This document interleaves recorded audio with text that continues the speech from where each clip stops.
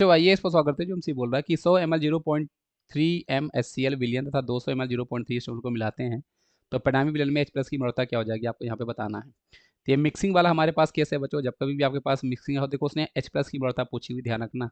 तो जब कभी भी आपके पास आपके पास दो सोल्यूशन को मिक्स करके हम एम मिक्स आपसे पूछता है बच्चों, तो वहाँ पे बच्चों क्या करते हो, वही M1V1 आप नंबर ऑफ मोल्स निकालते हो बच्चों, M2V2। देखो एक्चुअल में ये जो फॉर्मूला बनता है बच्चों, वो आपके पास ऐसा बना करता है, इसे ध्यान, आपके पास नंबर टोटल मोल है ना, टोटल मोल्स हमारे पास जितने भी आपके पास होंगे सभी का सम कर दो, डिवाइड बाय टोटल वॉल्यूम आप करते हो।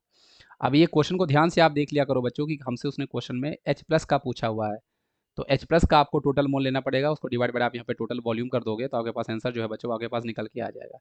जब आप बच्चों यहाँ पे टोटल मोल निकालोगे, देखो देखो मोलरिटी आपके पास यहाँ पे 0.3 है, इंटू वॉल्यूम आप 100 कर दोगे। इस केस में बच्चों आपके पास ये वॉल्यूम 200 है और मोलरिटी आपके पास 0.3 है। पर आपको ये भी ध्यान रखना बच्चों कि H2SO4 का एक जो है वो आपको 2 H प्लस आयन दे रहा होगा, इसलिए इसमें इंटू 2 भी करना है क्योंकि इसकी स्टोइचियोमेट्री 2 है। बहुत सारे बच्चे यही गलती करते हैं बच्चों, वो 2 का मल्टीप्लाई करना भूल जाते हैं और उनका आंसर, क्योंकि उसने हमसे H प्लस की मोलरता पूछा हुआ है। और H2SO4 का देखो, हम जब मोलरता इंटू वॉल्यूम करेंगे तो H2SO4 का मोल आएगा और एक H2SO4 का मोल 2 H प्लस आयन आपको देता है, इसलिए इसमें 2 में मल्टीप्लाई करना बहुत जरूरी है। यहाँ पे तो सॉर्टेड है, जो मोल था, जितना मोल HCl आएगा उतना ही मोल आपको H प्लस ही मिल रहा होगा। तो इसलिए आप जब यहाँ पे सॉल्व करोगे तो M1 हमारे पास बच्चों 0.3 इंटू 100 करोगे।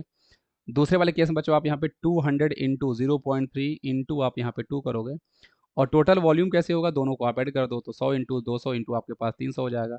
ये सॉल्व करने पे बच्चों 0.3 मतलब आपके पास ये 30 हो जाएगा, या आपके पास 2 तिहाई 6 और करोगे तो 400 इंटू 3 मतलब 1200 होता है, तो 120 हो जाएगा और डिवाइड आपके पास 300 हो जाएगा।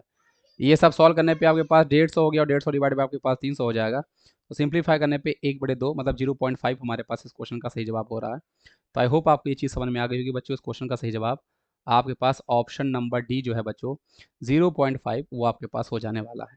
और जो मैंने आपको चीज़ सिखाई बच्चों, इस चीज़ को जरूर ध्यान रखना, जल्दीबाजी में इस क्वेश्चन को कभी भी गलत मत कर देना। आई होप आपको ये चीज़ समझ में आ गई होगी बच्चों। Thank you.